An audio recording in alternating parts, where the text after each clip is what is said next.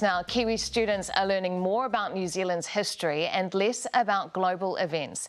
That's according to new research from the Education Review Office, which has found that although the new histories curriculum is being rolled out in schools nationwide, not all of the content is being taught. Joining us from the ERO is Ruth Shinoda, their Head of Education and Evaluation Centre. Ruth, thank you very much for being with us this morning. Thanks. What have teachers said about the scale of the changes they're rolling out and how prepared they feel for that? So as you said, teaching New Zealand histories became compulsory in our schools for the first time last January. And what we found is that really encouragingly, schools have done a lot of work. And so 3/4 of schools are now teaching it to all of our students' year levels. But what they are saying is they need more support, because whilst they're teaching some areas, they're not teaching all areas. And the work they're having to do on histories is crowding out some of the other subjects in social sciences. So what they're saying is, can we have more explicit curriculum, more off-the-shelf content, more things that they can use so they can spend less time creating it and more time teaching it? What are the things that students are missing out then on in terms of social sciences, and are they missing out just purely because those subjects aren't going to be compulsory until 2027, so there's been a natural prioritisation?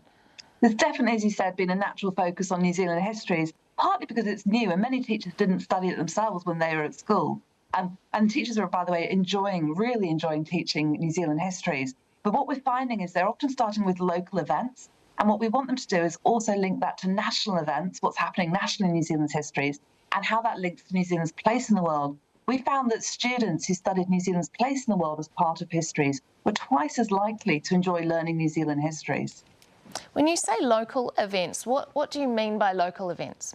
So that can be things that happened around the school in the area, local Maori history, local events over time. That's important, and it can make it really relevant for students. But what really helps students, we find, is then linking that to key national events like the Maori land wars or the suffragette movement, and then linking that again to how's New Zealand's place in the world? How did we grow as a trading nation? So all of those things are important. Schools have got a great start, but they really are saying to us they're spending a lot of time developing the content.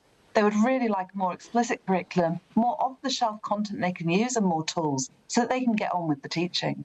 So it sounds like what you're saying is students are learning the what. They're learning the information, but they're not connecting that to critical thinking or thinking, why is this important? That's exactly right. We're saying two things. One, the what they're learning is still a bit local, and we'd love it to be more national and then linked to global. But also, as you said, because they're learning a lot of new what, they're not having all the skills like that critical thinking, that ability to separate fact from fiction, which is one of the key things students learn from studying histories. What are they missing out on? What social sciences are they missing out on?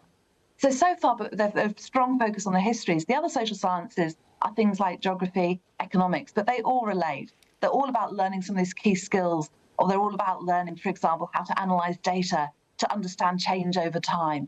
Now, it is early days, so it's natural, as you said, and schools are doing a really strong job in focusing on those New Zealand histories. But they're saying if we gave them better tools, better content, clearer curriculum, they'd be able to spend more time teaching and less time having to prepare the material. So that's what we're supporting. Is this review evidence that the curriculum needs to be kind of scrapped and start over, or do you feel like there just needs to be more clarity around it? We're saying that this is a work on. It is really encouraging that students are enjoying it, teachers are enjoying teaching it, and that schools have managed to put in a lot of work to get it to 3/4 of all year levels.